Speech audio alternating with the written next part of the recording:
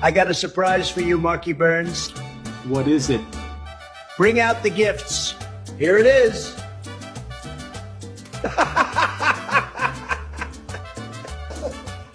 Get up and show everybody how beautiful you are. Now dance. I love this guy. Thanks for stopping by, Marky Burns, but there will be no deals today. I got a surprise. Oh, man. This is a gift that just keeps on giving. I love it so much. The sombreros, all the good stuff. Oh, my God. Cracks me up. This is just, it's amazing, guys. You guys got your sombreros on? I'm not wearing a sombrero. I need to get a sombrero for these lives. That's what it's a must. And yet, I don't know if I could fit it in the screen. I don't know. But anyways, what's up, guys? Welcome to tonight's American Fire. I am Ace, your host. We're going to go through all the biggest news of today with we're going to break through the spin, break through the narrative, tell you what it means, as I do every night. Well, 4 or 5 nights a week. Anyways, good to see you all. We got massive news today, including stinking Letitia James just got indicted. Yeah. FAFO, wench. So glad to see that happening. And then obviously the biggest freaking news in the world in the last year. If this holds, this is going to be one of the biggest news ever in modern times. And that is that Trump has brokered peace between Gaza and Israel. Massive, especially if this holds, and I think it's going to. I think there's something special going to come out of this. But obviously we don't know until we don't know. And also lots and lots of other little news tidbits today. This was a big day for news. So I got lots to share with you guys. And it's going to be good. I think you're going to enjoy it. So welcome. Let me do some shout outs before we get started here. Chad Youngkin, numero uno tonight. What is up, buddy? Kasink, what's up? Waka Waco. Kim Wiley, Patrice. What about Finger? It's looking good. It's looking real good. I did my whole live on Finger last night. So for the members, if you want to go check out my deep dive on that, but it looks good. Kim Wiley says, winning, Nobel Peace Prize next. We'll see if they give it to him. He definitely earned it, though, because nobody's done more than him this year, and it's not even close. BN Pro, what's going on? Toe cramp. Vince is feeling very sleepy, but glad you're here, buddy. Alice Fordham, Scott Volkovich, Candace, it's good to see you. It's been a while. I'm glad you made it. We've missed you. Stephen Cromer, toe cramp. I'm more rested tonight. Thank you. Brian T. R. Will. What's up, man? You made it. Brett Montgomery says, if you like sombreros, hit the like button. And if you don't, hit it too. Okay? It's okay if you don't. But either way, smash that like, smash that subscribe if you're new. You know you want to. Listen, if you like MAGA, if you like no nonsense news and like to laugh at liberals and like to know how much we're winning. If you like that, if you want to support a guy who's just doing the work without any money, without AIPAC funding me, without Democrats funding me or Rhino Republicans funding me, just doing the work every night out of love and as a part of the community, if you like all that and you also like knowing tomorrow's news today, because I have a record of predicting things ahead of time in politics that turn out to be true 97.7% of the time. That is factually correct, although I'm ahead of Rush Limbaugh right now, which means I know I'm going to get knocked down soon because I'm not as good as him. But I'm riding a high. I'm riding a high since last year. So I'm going to ride it as long as I can. Lochtefeld from Rumble, what's going on? Just Mike, what's up, buddy? Frank Gottestagio, Mark Owens, how's it going? Alan Krentz, if Trump gets the Peace Prize, he should send JD over to pick it up or tell them to stick it up their butts. That would be epic. I believe they announced it tomorrow. There's no way he made it. AZ Tropic, what's up? Kathy, how you doing? We've missed you, Candace, so I'm glad you're here. But I hope you're doing well. Hope your family's well. And I always try to remember my peeps, and so glad you're in here. Brett says, if you think JD Pritzker looks like a retarded Fred Flintstone, dude, that is such an insult to Fred Flintstone. That just hurts my heart as an old Flintstone lover. Pritzker can't begin to live up to Freddie, but that's funny, Brett. That's very funny. I love it. What's up, E1? How you doing? Man, we got some good peeps in here tonight. I love it. Letting everybody flood in. And Arnulfo, no, you the man, my friend. I love it. Glad to see you guys. Everybody seems to be in a good mood tonight. And why not? Because we are winning. We are winning, and it's not stopping. This is one of the biggest wins yet. And you know why? Well, we're going to talk about why. But let's get it moving. So here we go, guys. This is how they feel in Gaza tonight. Similar moments of joy unfolding inside Gaza as crowds of Palestinians cheered and chanted. After 2 years of war, an influx of aid and relief will make it to residents there. Honestly, these are indescribable feelings. We can't believe it. But thank God the war has ended and we are alive. Honestly, we hope the war does not come back and for this to be really the end, with no death and destruction afterwards. Remember now, we are just talking about phase 1 of this 20-point peace plan, but President Trump there from the White House saying he still expects Hamas to disarm in phase 2. John? Similar moments of Absolutely incredible. I mean, and listen, how can anybody be upset about this? Not one person. I mean, on the left, I actually saw some people on the left. They're actually upset. Some TikTok influencers are upset because now they don't know what to do because their entire content, and I'm not even joking about this. There's a guy out there complaining that his entire content's been based upon protesting Israel, and now he doesn't know what to do with himself. And he said, quote, I might have to go find a new job.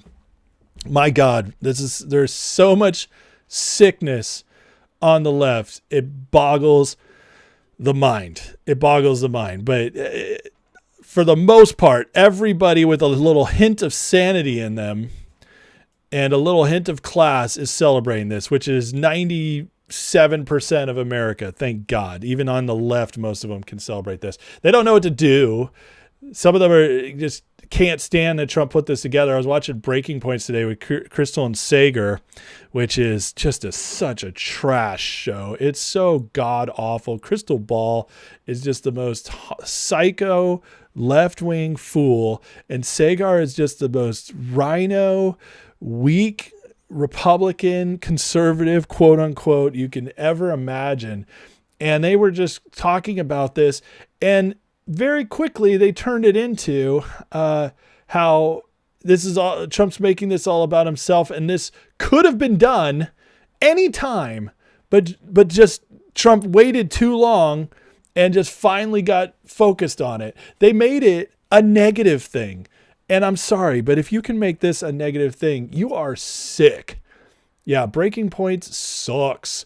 Who watches that crap? Except for me. But I watch it to comment on it. I watch it for content. I do not watch it for an opinion. But it's such trash. And just, but that's the sickness that's out there, the TDS. It's pathetic. And Sagar has let Crystal have his little nuts in a clinch and just like, Sagar, don't you dare say something good about Trump.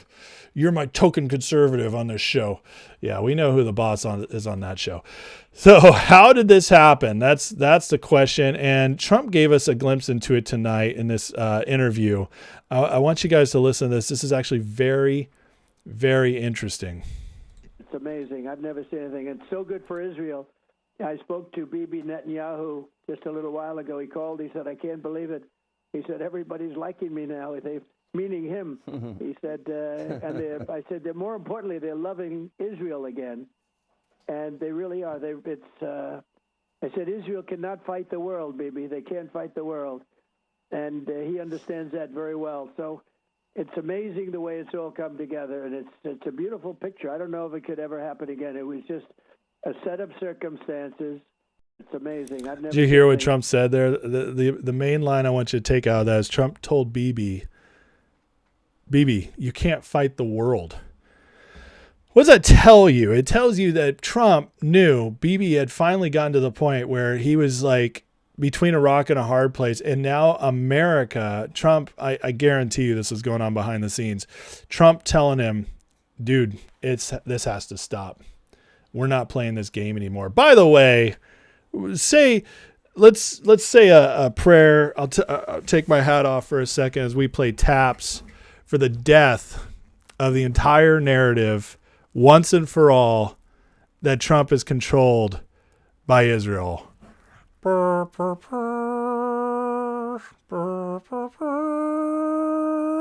mean, come on. At this point, anybody who thinks Trump is still controlled by Israel, they are... Brett, you got the word ready for me, right? Retarded. You have to be an absolute moron at this point to think Trump is controlled by Israel. And there's a whole lot of influence out there that are going to say it. Candace Owens, Dave Smith. I'm looking at you, Ian Curl. God, that guy, what a joke he is. There's so many of them, and it gives them content, but they're stupid. And all the evidence is completely against them. And this proves it beyond a shadow of a doubt. In fact, of all people on Two-Way Today, Dan Turrentine, the Democrat, moderate Democrat, he's actually a Democrat I respect. I don't respect that he stays Democrat. That's the part that is a big problem. But if you're going to be a Democrat, be a Dan Turrentine. He's still got some common sense on his mind. You can tell his party kind of disgusts him, but he doesn't know what else to do. Plus, he gets his paychecks from them as a consultant. So he's not going to leave the left. But I can tell he's a halfway decent guy. And he was on Two-Way, and he says, in my entire life, not one president could pull this off. He said, in 30 years... I've never seen one president be able to get Bibi into a corner. And he said, and this guy does not like Trump. And he's like, I have to give Trump credit. He's the only president that could ever do this in my lifetime.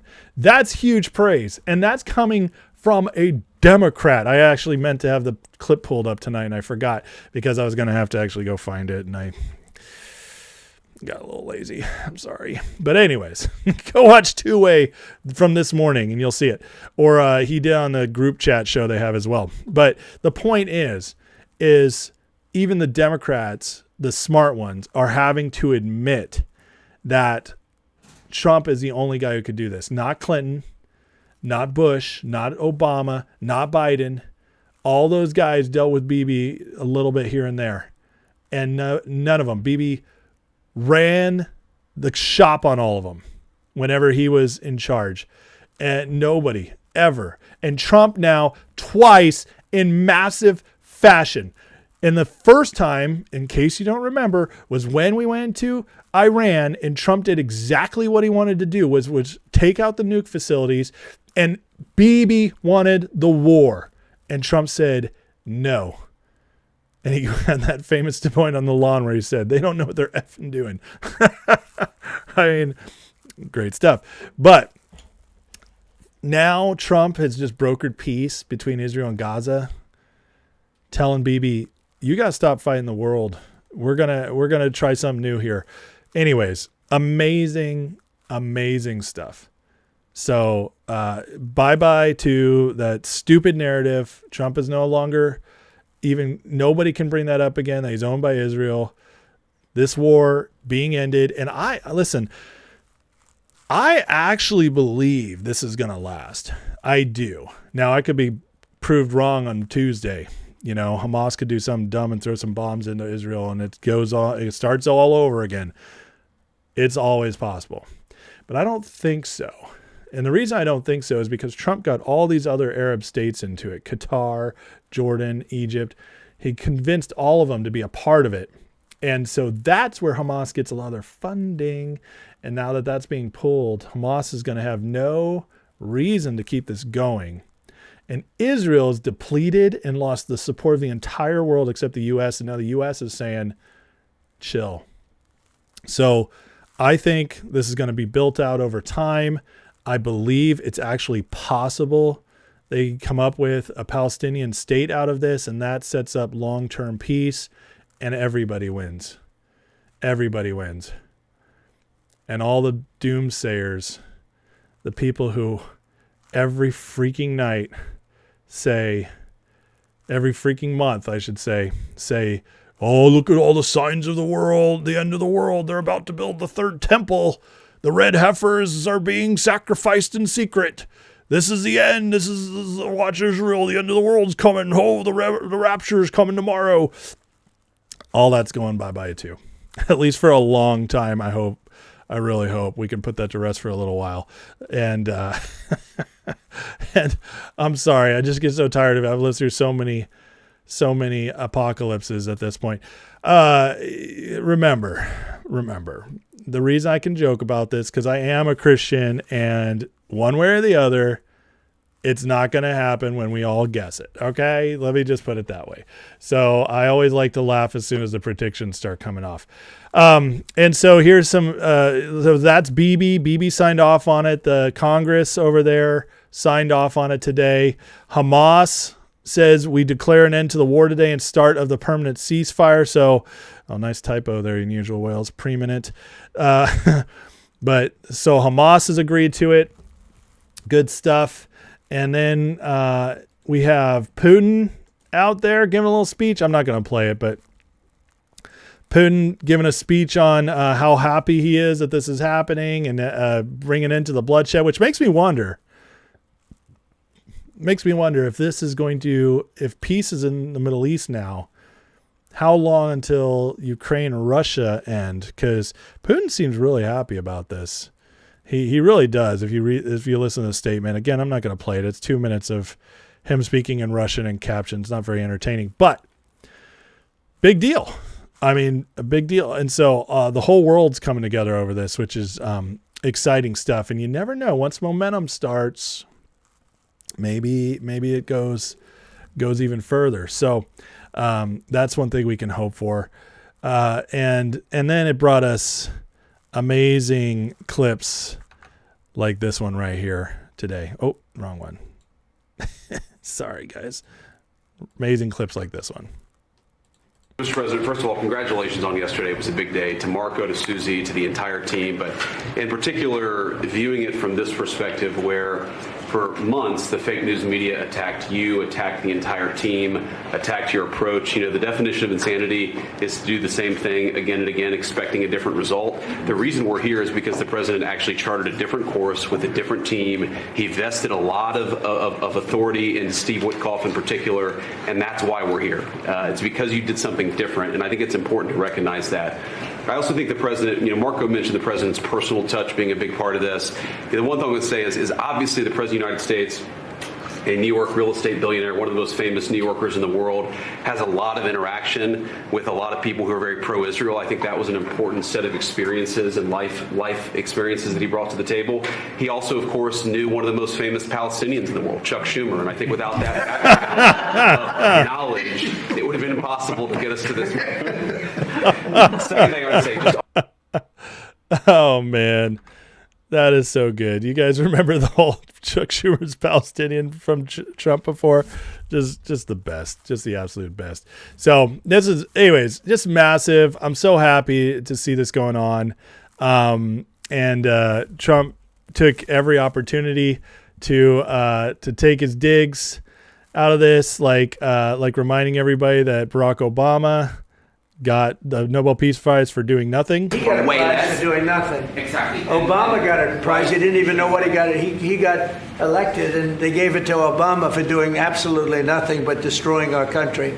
No, he was not a good president. The worst president was Sleepy Joe Biden, but Obama was not a good president. Are you going to do something with the They gave Hezbollah? him a prize. How many months after he won the election, then they gave him the Peace Prize, right? it was right after he was elected. Are you going to take My election was a much more important election.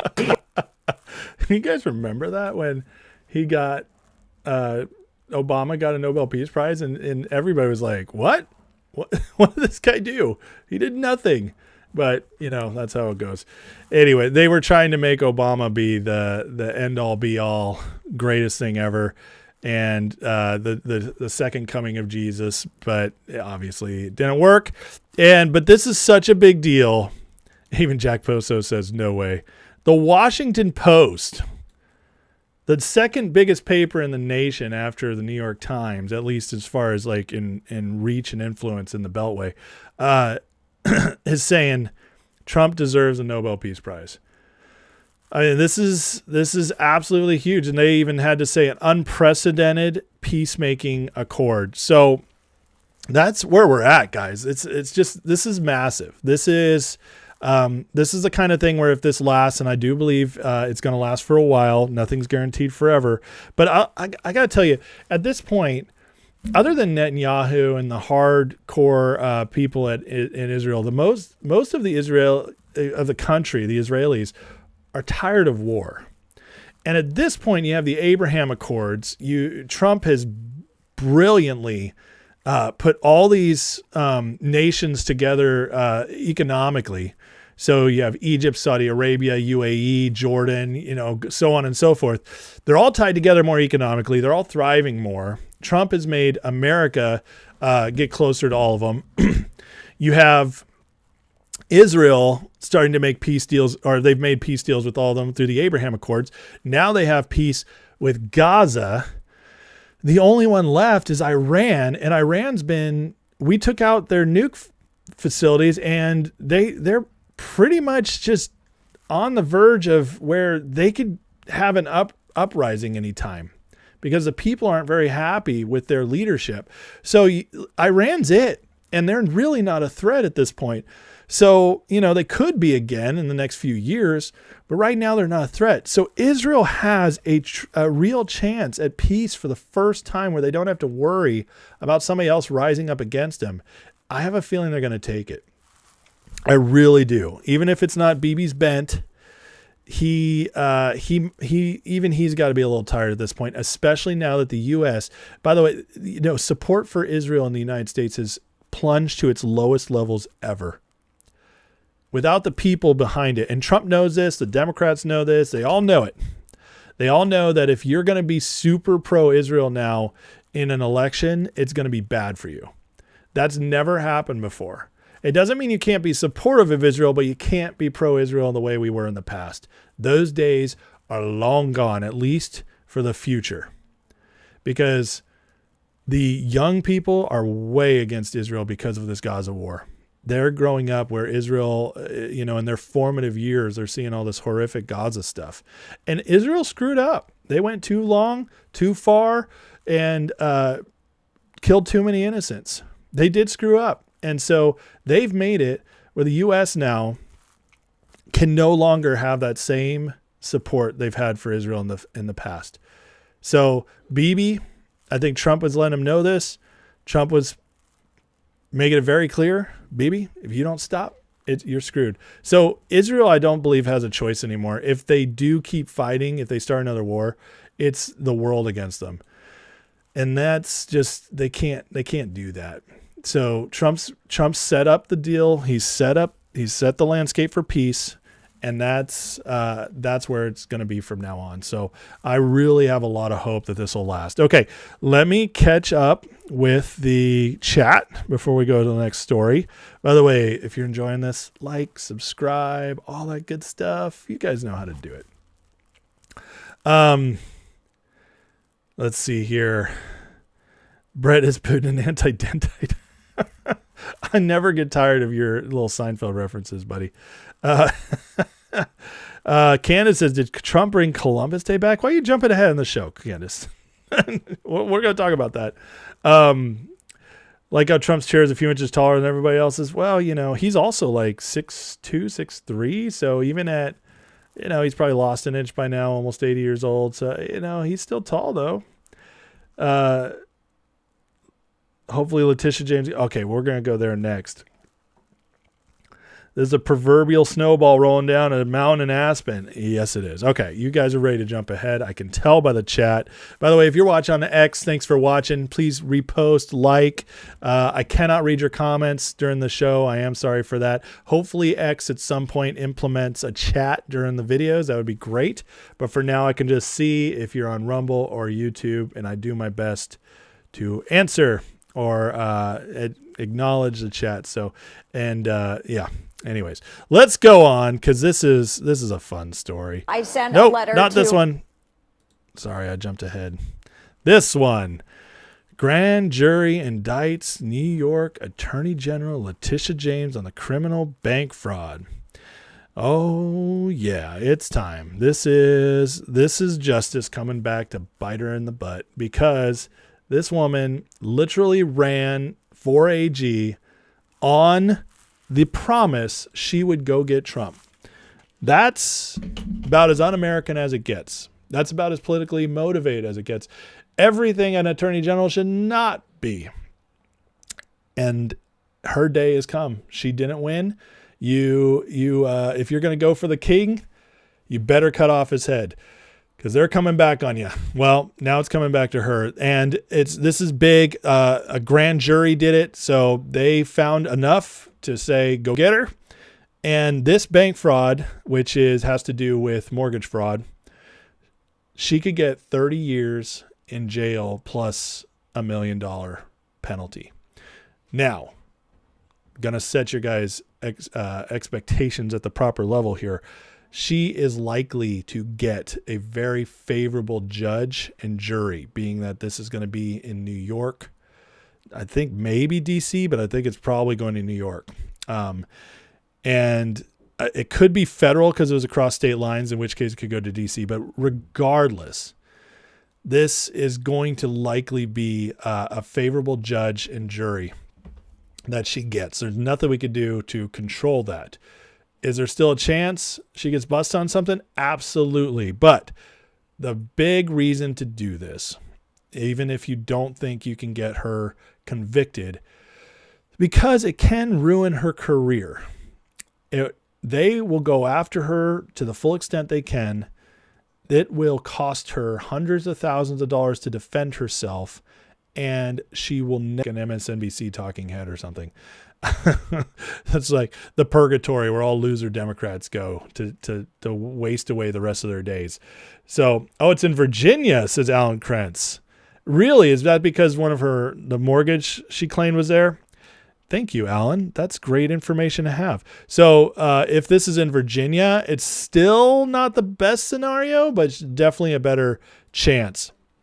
Now, this guy is Nate the lawyer. He started on this. AG indicted over mortgage fraud looks like BS, but I want to see the indictment. And then he saw the indictment and changed his mind. Said, this indictment is legit. And he put together this thread. The New York AG has some real issues. Evidence DOJ says proves Letitia James defrauded the bank. Claimed Norfolk home with secondary residence to get better loan terms. Signed second home writer promising to live there. Rented out to tenants. Reported rental income on her tax returns. Told the insurer it was owner occupied. Saved almost $19,000 from the false claim. Now that, it's not just one thing, all six together could be a big deal. So let's hope and pray she gets the book thrown at her. This woman's as corrupt as it gets. She doesn't deserve a second chance. She doesn't deserve to get off easy. She's not a good person. It's one thing if a good person got caught up in a dumb thing, but that's not this woman. Legitimately the worst of the worst. This is the kind of people that make Democrats absolutely awful today. She is one of them. She is a perfect example. If anybody asks you what's so wrong about Democrats, they just disagree with you, you point at Letitia James. Ran on getting Trump, got elected just to go after him, create a BS case, made misdemeanors into felonies, got a law passed in New York to overturn the statute of limitations for what he did. And then even with all the banks and everybody saying he did nothing wrong to us. He paid us all back. Everything's good. The judge changed the rules during the thing, Mershon, and they got him convicted on 34 felonies. Absolutely nonsense. And she did it all. They literally changed the law to try and get Trump, and it still didn't work. That, my friends, is as evil as it gets in America. And I don't understand how so many American Democrats who used to being the little guy, who that's how they got sucked in the first place. I'm looking at you, the poorest of the poor. I'm looking at you, black people. You guys know more than anybody that the court system is rigged for the rich and oftentimes the government. And yet your side just did the ultimate rigging of all, and you support it. It's disgusting. So this is, I think, especially now I know it's Virginia. Man, Alan, I'm so glad you said that. It made me feel a lot better. I don't know how that slipped by me. That's a bad one. That's a bad misstep on my part, but that's why I have the chat. You guys hold me accountable. If this is in Virginia with this evidence, there's a good chance something's going to happen. So that's excellent news. Brett says, I would almost let the mortgage fraud slide if they could get rid of the view. That's awesome. Candace says, hopefully Soros or Act Blue or one of these places don't start paying for idiots' legal defenses. Oh, they'll have help. She'll definitely have help for sure. Cassing said, Tish getting $10 million from Kathy Hochul. Yeah, they'll get, listen, but it doesn't matter. It's still going to affect her personally, even if it doesn't go through. Just trust me on that. I've seen how this stuff goes. Never vote for a Democrat. That's right. What's up, Peter? How you doing? Johnny says, well, I'm not so much fashionable, but I'm retardably late. Well, we still love you. Trump's True Social to Pam with 3 names on it, Comey, Tish, and Schiff. I know we got 2 out of 3. 2 out of 3. The Comey case is going to be an interesting one. I hope that one stays. I do. But with Comey, he's not getting much support because even the left doesn't like him. They think he's the reason Hillary lost the election. So I know Comey's definitely cooked. Even if he doesn't go to prison, even if he isn't convicted, his personal life is definitely cooked. He's not getting the support that Tish is. That's the one thing about Letitia James. On the left, some people consider her like some hero because she got Trump convicted. Even though it didn't do anything, it actually probably made him win by more votes. So it backfired on them. But still, they looked at her like some kind of hero, which is really stupid. So anyways, Brett says, hopefully when it's all over and she's convicted, they go to that black woman statue they put in New York City and put handcuffs on it. Keep her real. Oh, my God. That's epic. That's crazy bad. Brett, man, you're really salty about your Dodgers and Rams, aren't you? It's coming out in your comments tonight. All right. Okay. So, anyways, big news.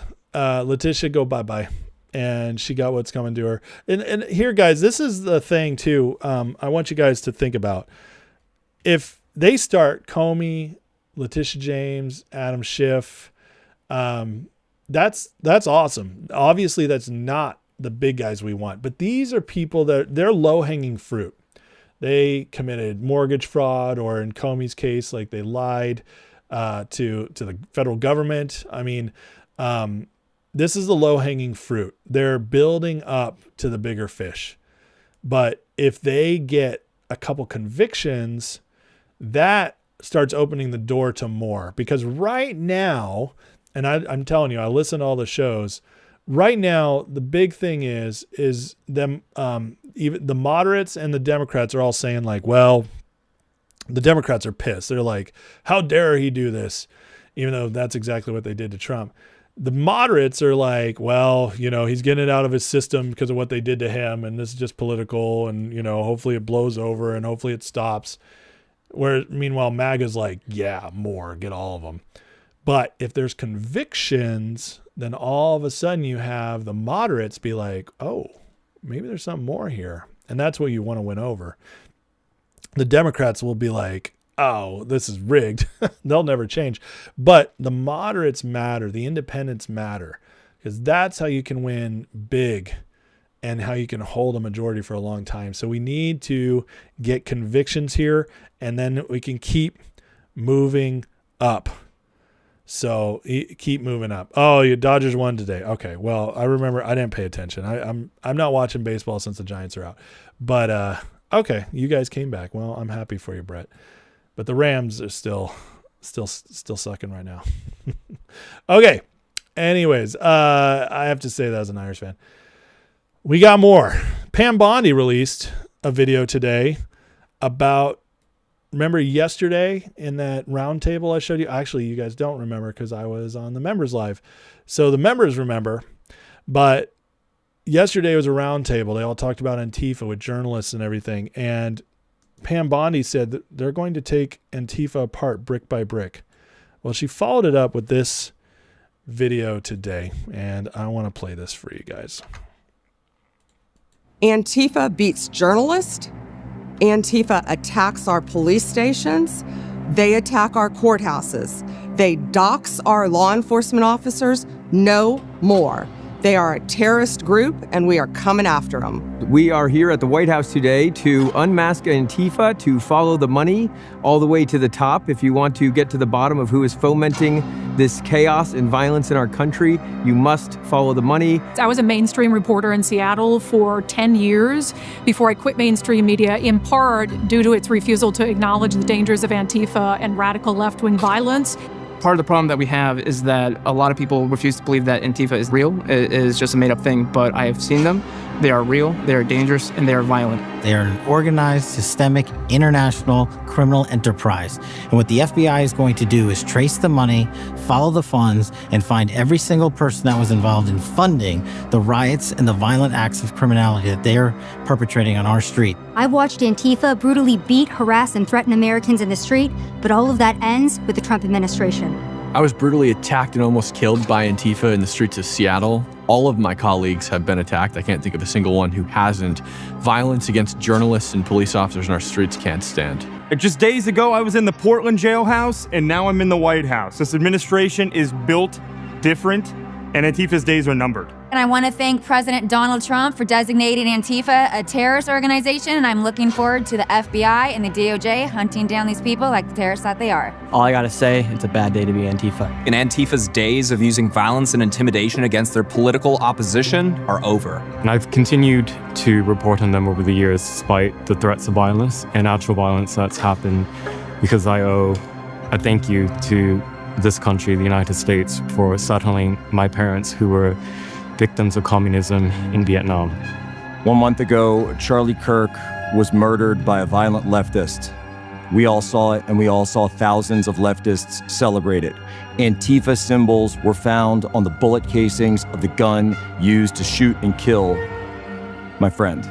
We won't take it anymore. President Trump is not going to stand for it. And I'm so grateful that we have a leader in the White House that understands how we need to fight these sophisticated networks and how we need to take these terrorists out. I've been attacked by Antifa, doxxed by Antifa, harassed by Antifa, but we're not standing down. We're now coming for you. Now that's good television. Man, that's a good video. Listen, these independent journalists, they were all at that round table yesterday, and they all breaking down to President Trump, Pam Bondi, Patel, Kristi Noem, all the stuff with Antifa. Now this is coming out there. This is them, like, this video is important because it's sharing with the world. You know, the left is out there on their news station saying Antifa's just an idea. They're not an organization. They're making this full court press right now to prove Antifa is an organization, to prove they're a terrorist group, because they are. We all know it.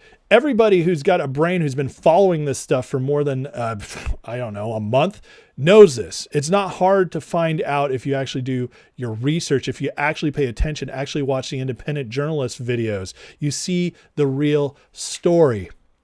Antifa is, in my opinion, the most dangerous group in our country right now.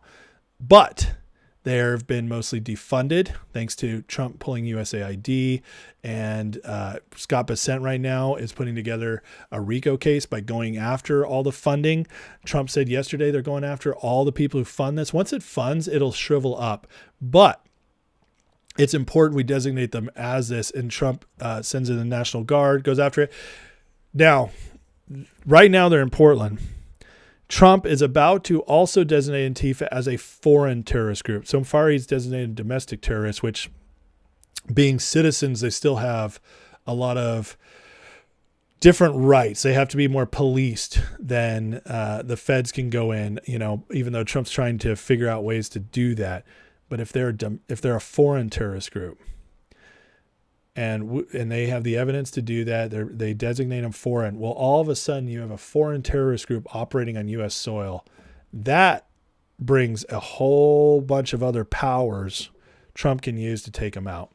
So I'm not worried about Antifa. I think they're going down. But you got to remember, these are the thugs of the globalists in America. These are the guys sent to intimidate, harass, burn stuff down, cause damage, and ultimately cause insurrection, which they can't. They never got powerful enough. We bid it in time, but they still exist, and they still can cause a lot of damage if they're not stopped. So this is awesome that this is happening.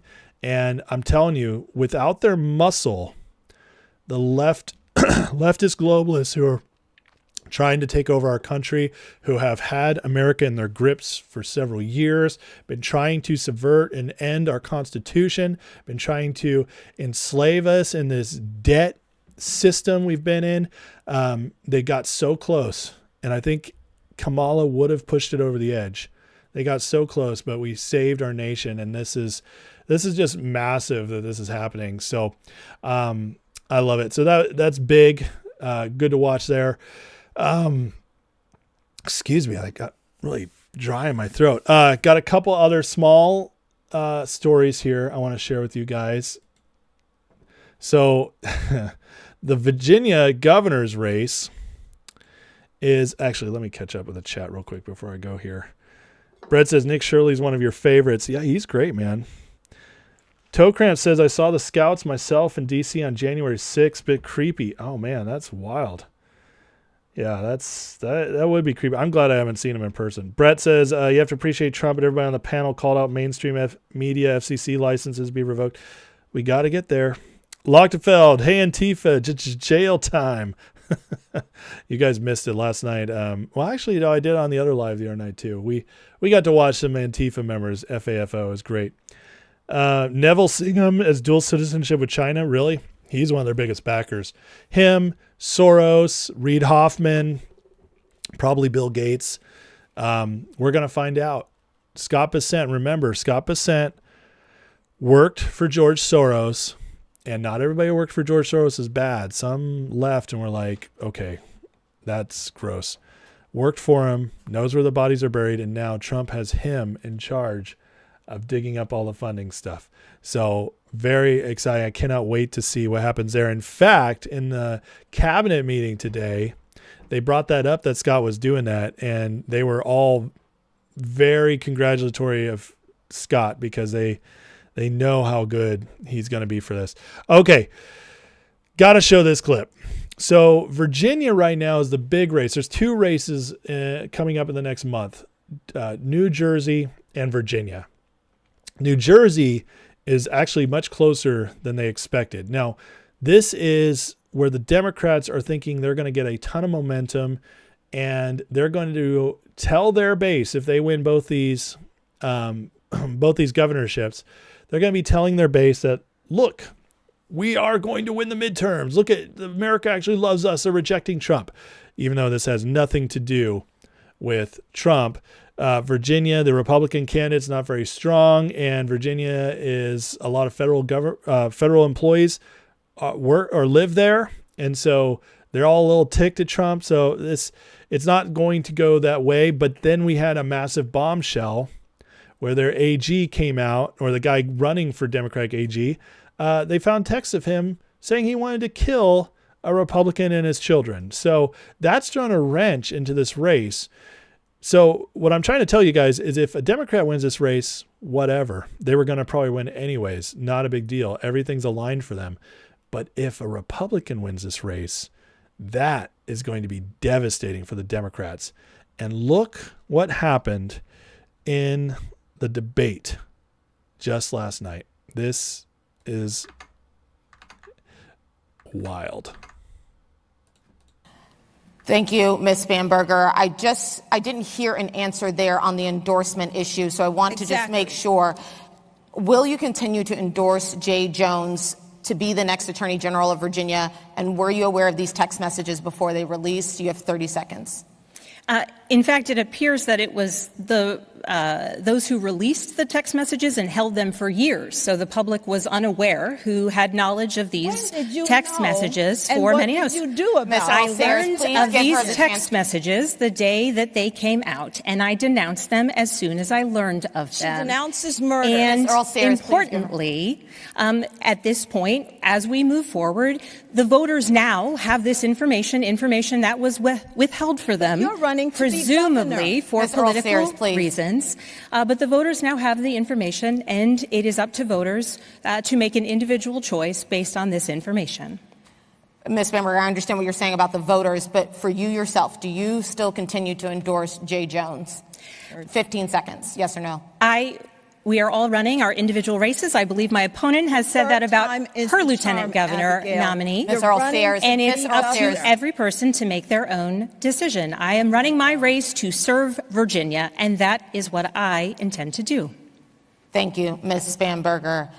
We just want to clarify, what you're saying is that as of now, you still endorse Jay Jones as Attorney General. I'm saying as of now, it's up to every voter to make their own individual decision. I am running for governor. I am accountable for the words that I say, for the acts that I take, for the policies that I have put out. Thank you. I am responsible for the policies I put out and the work I will endeavor to do tirelessly for the people of Virginia. Thank you, Ms. Bamberger.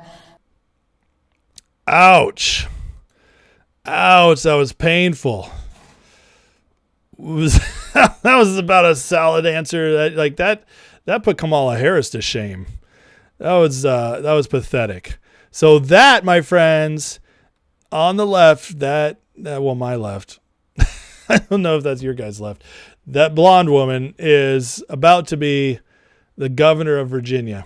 That pathetic answer that just, I don't know how people vote for these. I don't know. How do you vote Democrat? Please, if you're a Democrat, please tell me. How do you vote for somebody like that? That is the most crazy answer I've ever heard to a question. It's like this guy wrote that he would be okay, that if he had a choice between shooting Hitler or this Republican, he would shoot that Republican and kill his kids. That came out. And this woman cannot say she doesn't endorse him anymore. That's crazy. That is crazy. So it's expected that this race will tighten because this AG problem is a major one. And then we get her answers like that. So all I'm trying to tell you guys is we might see a miracle happen in Virginia, just like we did in 2021 when Youngkin got in. That was a miracle. And so if this happens, get ready, because it means that the Republicans are much, much stronger than the media would like you to believe. Okay, another crazy news item today, especially if you've been following the last few years with the voting and everything. Dominion voting machines are back in the news, and guess what happened? A Republican guy just bought them. Dominion Voting Systems, one of the nation's largest election equipment providers, has been sold to Liberty Vote, a Missouri-based company founded by former Republican election official Scott Lendecker. So the Dominion voting machines, which there's a lot of evidence that they may have helped swing the 2020 election, just saying, is now owned by a Republican. And I'm not saying they'll be used to cheat, because I think Trump's going to clean all that up, make it impossible. But this takes this tool out of Democrats' hands for elections, which is a big freaking deal. And 2, it makes you wonder if now the Democrats are going to use this to say the Republicans are cheating, which would just be the most beautiful irony. Brett says, what about the sombrero clip with Schumer and Walmart and Obama? Well, it never gets old. It's hilarious. Oh, yeah. Peppa Pig Porter. Oh, yeah. I can't believe I didn't bring up Katie Porter. All right. I'll have to bring up Katie Porter since I showed the Spam Burger clip. Give me a second on this.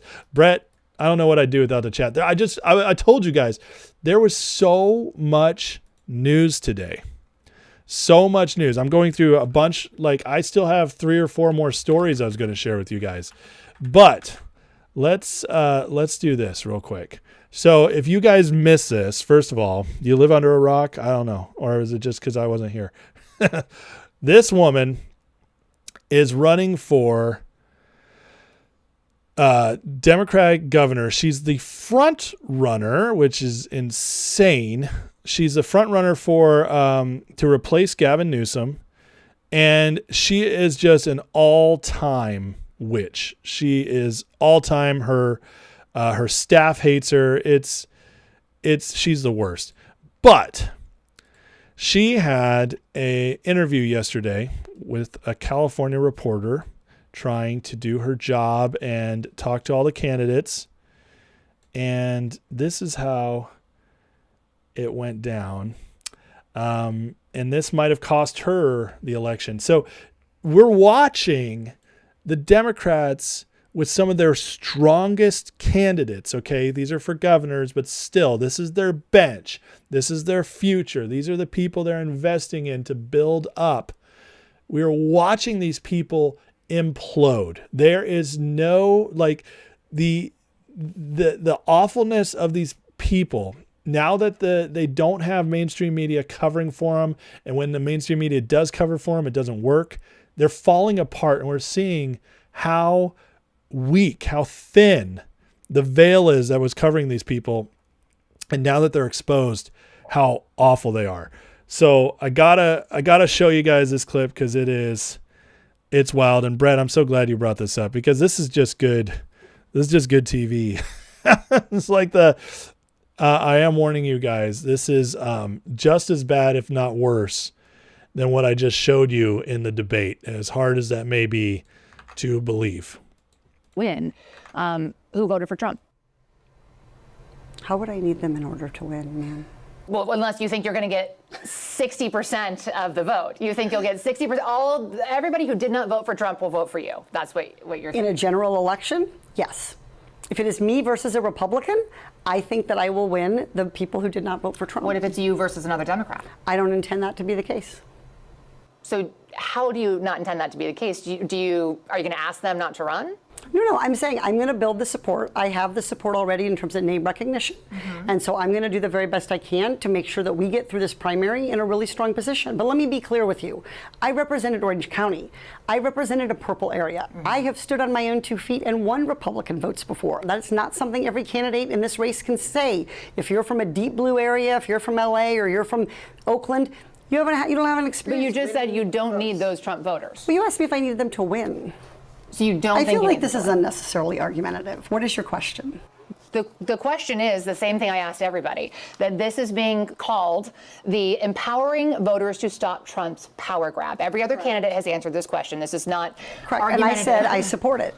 So, and the question is, what do you say to the 40% of voters who voted for Trump? Oh, I'm happy to say that. It's the do you need them to win part that I don't understand. I'm happy to answer the question as you have it written, and I'll answer it. And we've also asked the other candidates, do you think you need any of those 40% of California voters to win? And you're saying, no, you don't. No, I'm saying I'm going to try to win every vote I can. And what I'm saying to you is that... Well, to those voters, okay, so you... I don't want to keep doing this. I'm going to call it. Okay. Thank you. You're not going to do the interview with us? Nope, not like this. I'm not. Not My with God, 7 this follow-ups to woman. every single question you ask. Every other candidate has answered I don't our care. follow-ups. I don't care. I want to have a pleasant, positive conversation in which you ask me about every issue on this list. And if every question you're going to make up a follow-up question, then we're never going to get there. Ms. And we're Porter, just going to circle around. I am an investigative I have never had to do reporter. this before, ever. Did you catch that? I've never had to do this before, never. That's how entitled these people are, these Democrats in power. They've never been challenged before. It's insane. She's horrible. She looks like if you like spray painted Shrek with, you know, some skin color and put a wig on him. Like, this woman is not, oh my Lord, not an attractive woman. I mean, come on. Like, you'd think if you were running for office, you'd at least like kind of want to stay in shape a little bit. But anyways, I don't want to go into the mean zone. I just did, and I don't care. But she's awful. Okay, she's awful. These people are awful. And now it's gotten so bad that she's her staff is even releasing. They're basically sabotaging her because they hate her so much. So let me show you guys one more quick clip that her staff released to just show you how terrible she is. This is just too flippin' funny. 1 second. Because now that interview's out there, they sense blood in the water, and they don't even want their own candidate winning. And is this it? I think this is it.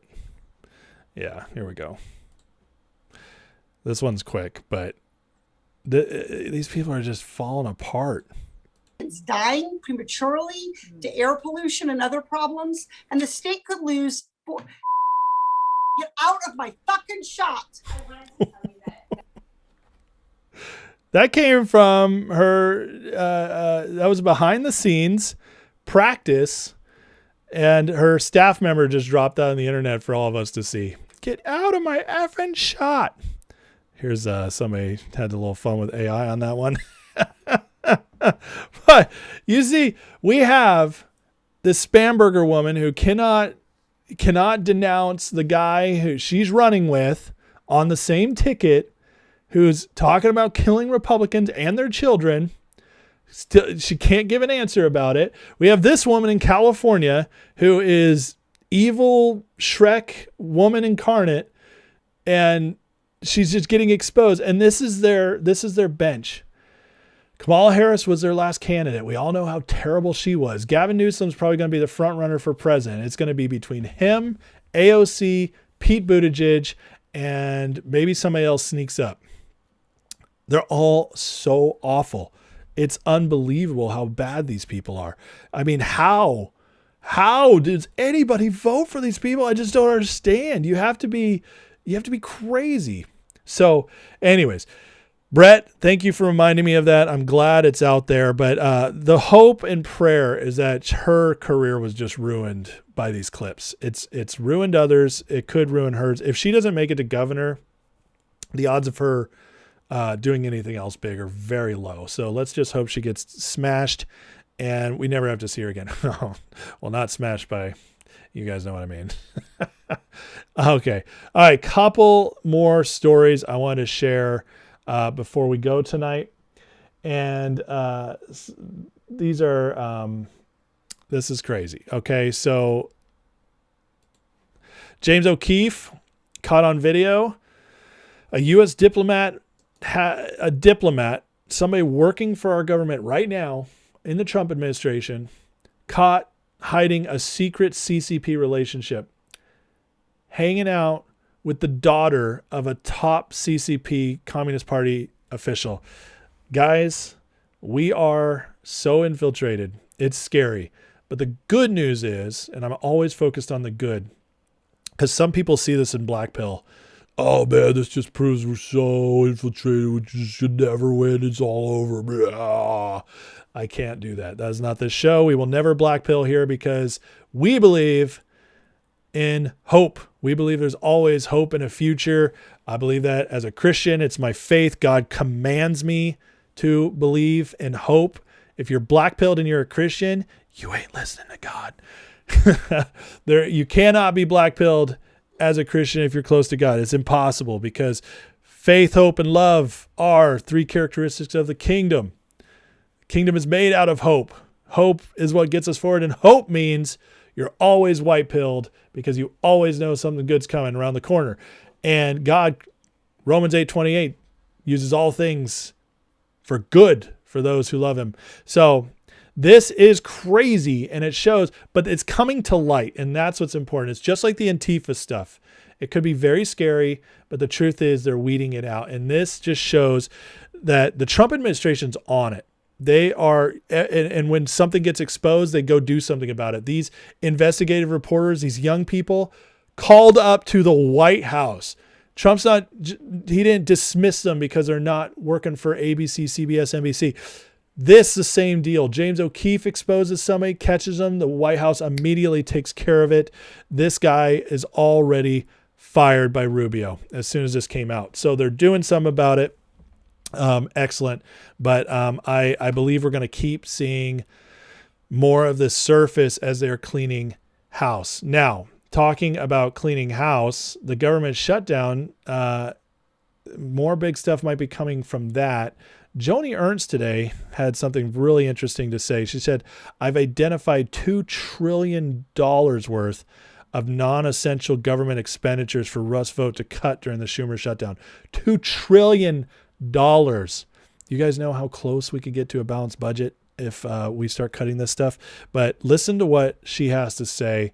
Again, just look at this through the lens of the fact that exposure is happening. And when exposure comes, justice is not far behind. Watch this clip. I hate when I do that.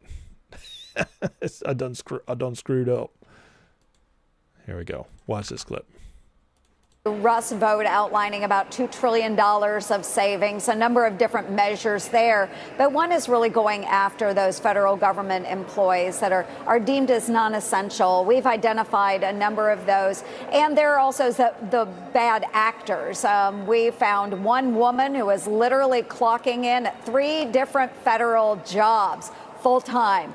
There were several days we found that she actually... Quick. How on earth... Oops. I screwed up again. How on earth does somebody have 3 federal jobs at the same time? I can understand private sector as they don't have a database that should be checking everybody, but a person had 3 federal jobs at the same time, probably all working remote. Knock them out. First of all, it shows you how weak a lot of these jobs are. And anyways, she was clocking 27 hours a day sometimes.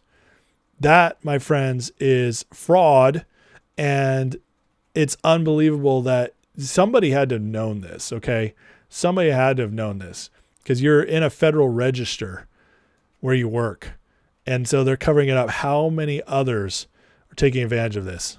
was claiming 26 hours of work per day. And this was because we had telework opportunities for those federal government employees. I mean, this is outrageous. So what we need to do is identify those bad actors and get rid of them. They should not be here. We have IRS agents out there that actually owe back taxes to the federal government, and yet they're hired to go after Joe Citizen on the street. So there are a number of ways that we can trim back on the number of workers that we have. We need to be a more efficient government. That's why I'm chairing the Senate DOJ caucus. It's not just about cutting and eliminating, but also making more efficient, better working for our American taxpayer. We can do that. This is a great opportunity. President Trump will steer us through this and find ways with Russ vote that we can prove to have a more effective and efficient government. Imagine somebody coming after you for your, $3,000 back tax bill, and they owe $10,000 and they're working on the IRS, but they get to go after you. That's crazy. That is insane.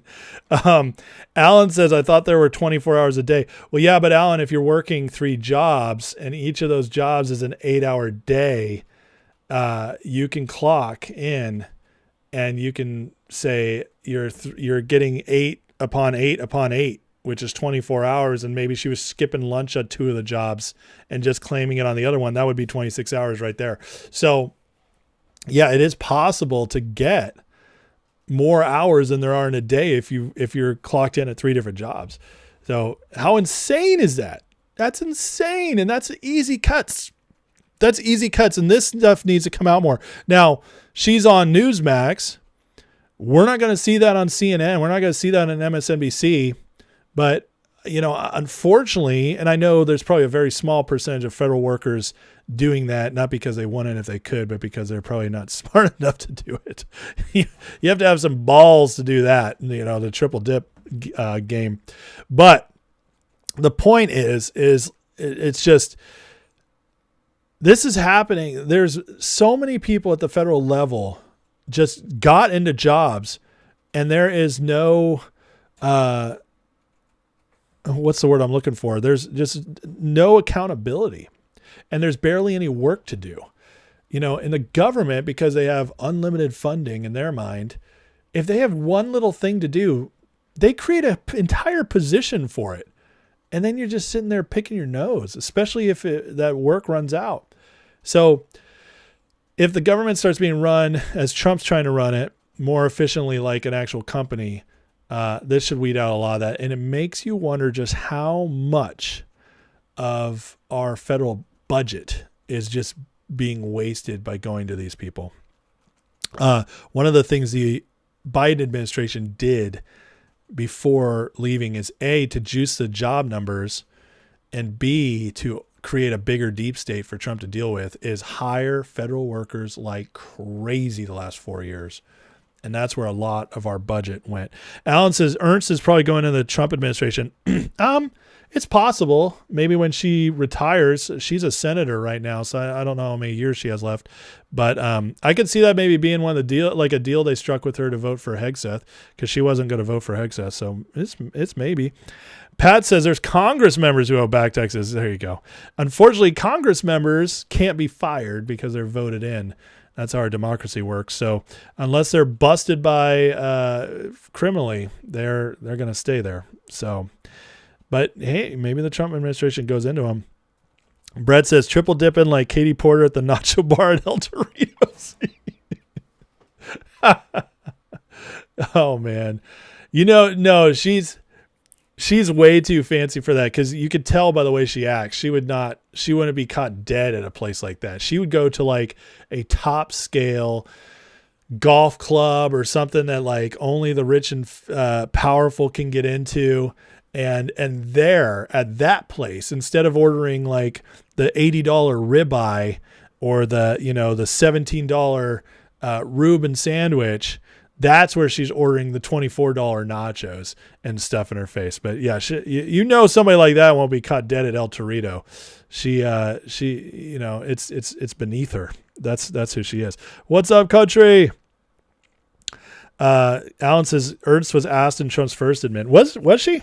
For what position? I don't remember that. Okay, I got a couple other things I want to cover tonight before I go. I told you today was loaded with news. Not only did I open with two of the biggest stories of the year, we have all these smaller stories going on. So I want to give an update kind of on the stock market stuff, because, Finger did something crazy yesterday and was still holding strong today. But we're also seeing a lot of cracks in the stock market. And so I wanted to share some of the stuff Bam's sharing.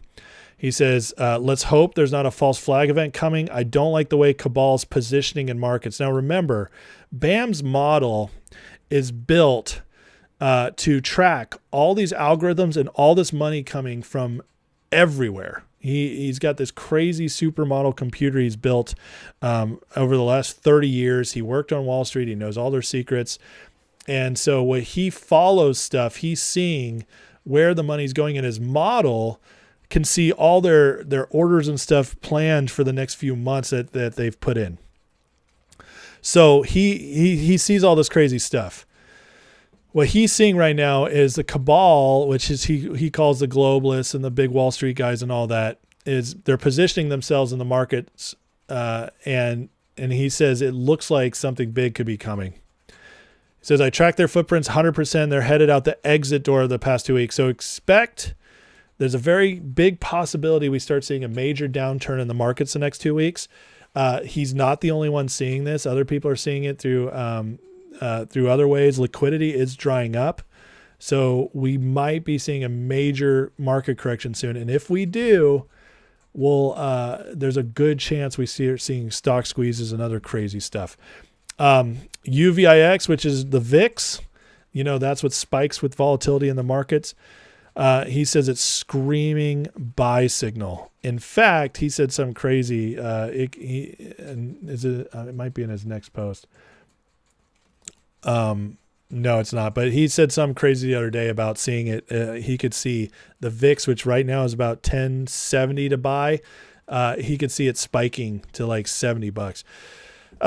He says super strange now that the BAM model is short S&P, gold, silver, and Bitcoin all at the same time, and the models are calling a turning point high.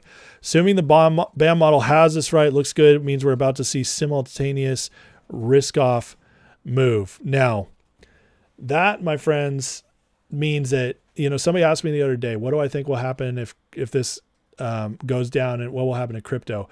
Crypto will go down at first as well because there's a lot of fake money in there. Gold and silver, which are hedges usually against this.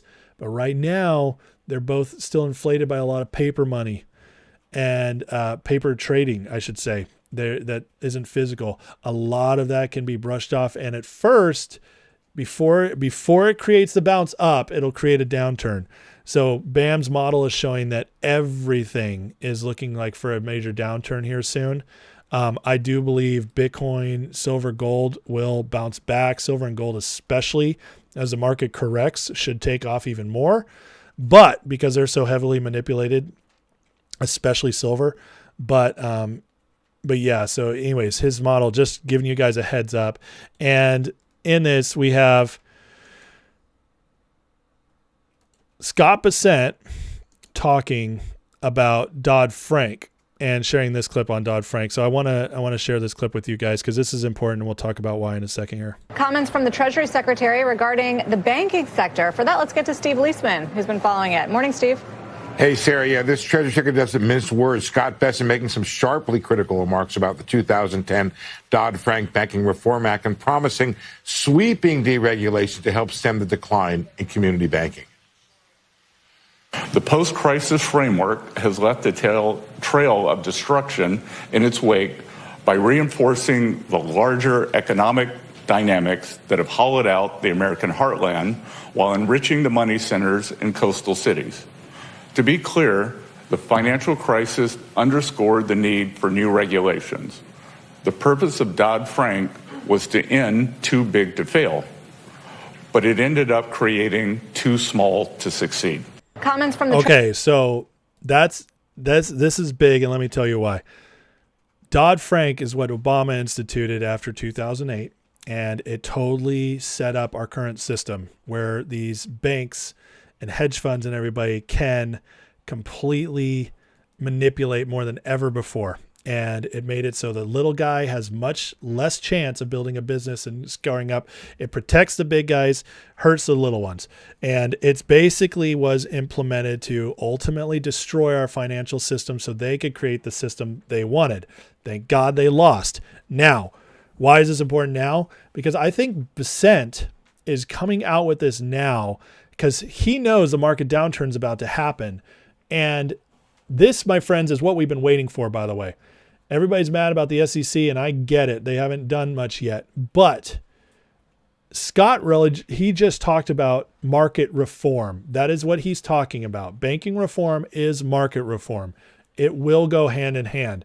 If the economy, or I should say the markets, crash or have a significant downturn correction, which is a borderline crash, I'm telling you, the Trump administration is going to use that excuse, use that crisis to get better regulations in. End Dodd-Frank, create new, better regulations, enforce it, and also use it to expose them. To me, this clip right here with Bessent is the proof we need to see that Trump, that they are going to fix the markets. They are looking at it. They are ready to fix the markets. But I'm telling you, I think they're waiting for it to go down because if they do it before, they will be the ones who crash the markets, because if they clean up Wall Street right now, all that manipulation goes away. Well, also the house of cards will fall, and then they will have caused the crash, and everybody will blame them for it. And they can fix things temporarily, or even fix things for good in the markets, but they'll lose the long-term battle, which they cannot afford to lose. We have to win the midterms next year. So if they pull this off, if the market crashes first, and the government shutdown is a perfect excuse for it, if the market now shuts down, they get to now be the heroes by fixing it. And that's how it works, guys. That's how it works. Yeah. And so, as Brett says, if they crash it, they can refinance at lower rates, get our debt down 100%. I mean, it works for everybody except for 401ks. It's going to hurt 401ks, but everything else about it's going to be good. And they need to tighten up Glass-Steagall. I agreed. And Brett, you asked me about DJT. Bam's very bullish on DJT. I can tell you that. Don't give me good news. It's buy high and sell low. That's what we all been doing, country, but hopefully this is the end of that. So anyways, that's on the market, guys. I do believe what he's coming out now. It does look like, and I'm not predicting this because this is something that's impossible to predict timing wise, but I'm looking at everything happening right now, and I'm telling you guys, it all would make sense if this is what they do, which means government shutdown uses an excuse to the market go down, correction to reform. That, my friends, is very, very possible, and we might be looking at it right now, at the beginning of it anyways. So, anyways, like, subscribe. I got 2 little short stories I'm going to end with before we go. Again, this is like crazy busy news day.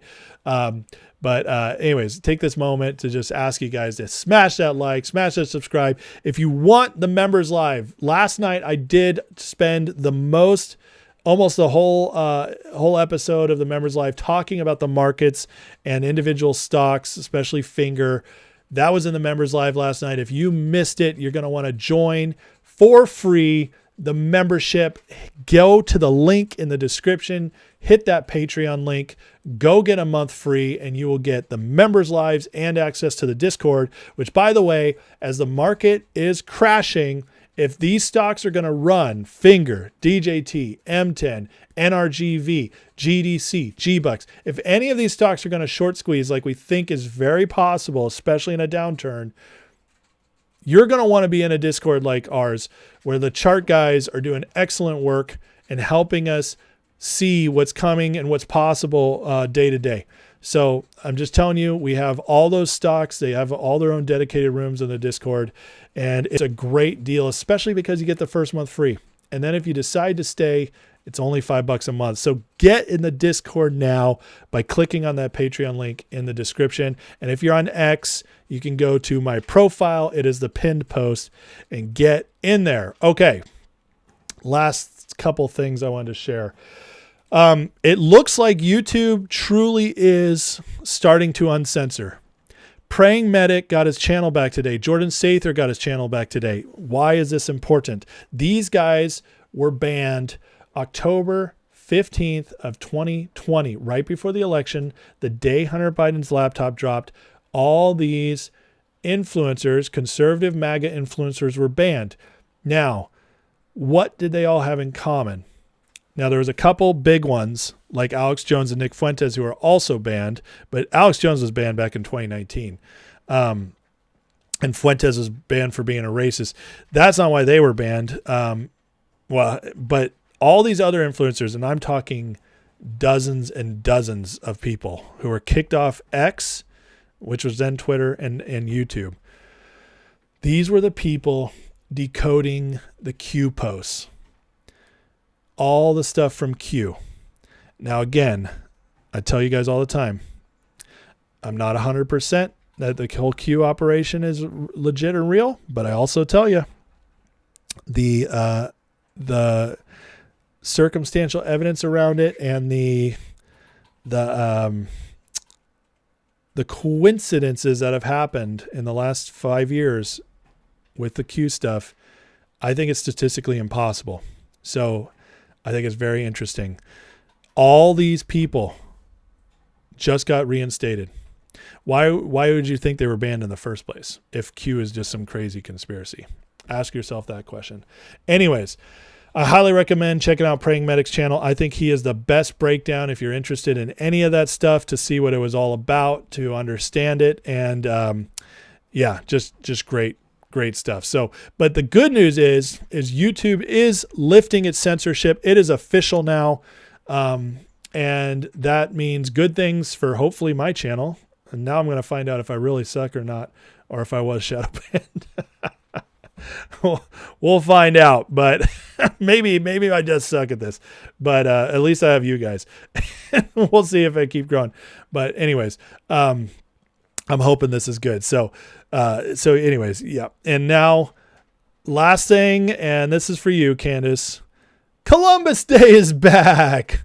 Trump bought Columbus Day back. Christopher Columbus obviously discovered the New World in 1492. He was a great Italian explorer. He sailed his 3 ships, the Nina, the Pinta, and the Santa Maria, across the Atlantic Ocean and landed in what's today the Caribbean. But this is a particularly important holiday for Italian Americans who celebrate the legacy of Christopher Columbus and the innovation and explorer zeal that he represented. In other words, we're calling it Columbus Day. Yes. Christopher It's back. I love it so much. No more stupid, what was that, Indigenous Peoples Day? So ridiculous. Obama took away Columbus Day and Trump has brought it back. So more good stuff. I don't care who you are or what you think about Columbus. The fact that it was considered not important to our history is insane. It needs to be celebrated. Kids need to know about what happened with that. And so love it. Absolutely love it. So guys, Trump righting the wrongs of the last 30, 40, 50 years in America. We are winning so hard. So recap of today was just a massive day. We had Gaza, Israel peace. We had Letitia James indicted. Massive stories. We have cleanup in the federal government. We had CCP guys being discovered. We have the economy could be crashing. I mean, I'm going through all the crazy stories today. We've seen Democrats just falling apart on stage in California and in Virginia. Is crazy day of news. So this is one of the most jam-packed episodes I've probably ever done. And I appreciate you guys sticking with me through it. We did it, guys. We did it. We did it, Joe. But anyways, listen, I love you guys. We're so many good things. Excuse me. So many good things are happening with the Trump administration is just not playing games. The Charlie Kirk death, I think, really ramped stuff up, both in the physical and the spiritual. We're seeing so much action, and that's just what matters the most. As this action keeps going, it matters. And it's like, I don't want to hear anybody say nothing's happening. I mean, that is just the craziest thing in the world to me. So much is happening. More is happening in this. It's not even been a year yet. We just hit 9 months of Trump. In fact, it'll be 9 months in, was the 10th in 10 days. So we haven't even hit 9 months yet. And look at what's been accomplished. Guys, we got over 3 years left of this. If with what we've just seen in this first 9 months, imagine what's coming. Our country is on the right track. Trump is cleaning it up and at a rate we've never seen. We're going to have the safest, most prosperous nation, I think, of our lifetimes. And I even mean for you older folks too. I think we're going to see the most prosperous time of your lifetimes once all this is cleaned up and we start rebuilding. It's still the cleanup phase. But if you're not catching it by now, if you're not seeing it by now, I don't know how else I can help you. I get it, but anyways, but please, I appreciate you guys. Like, subscribe, keep tuning into this show. I'm going to be here 3-4 nights a week, sometimes 5 on the big days. I'm going to take off Friday and Saturday. I'll be here on Sunday this week. But I just bless you guys. We're winning. Great things are coming, and God's answering our prayers. And it's an amazing, amazing thing to see. We are living through history. We are living through the third most important time in American history, maybe fourth if you count World War II. The Revolution, Civil War, World War II, and now. This is history. This is what you're going to tell your grandkids, great-grandkids about. We're living it. And I believe Trump's going down as the third greatest president ever with Abraham Lincoln and George Washington. That's what we're living. It's history, and we're blessed to be living in such a time as this. This is incredible. We're not here by accident. We're going to get this done. So let's pray. We'll all pray together. And because prayer works, it is working, and it's important. So before you go, though, if you don't like prayer, hey, hit the like, hit the subscribe. I appreciate it. Support the channel. And just let me know I don't suck. Like I said, now that the shadow ban might be gone, I have to actually prove myself more. And so, it's a little nerve-wracking. We're going to find out. But anyways, I'm just having fun.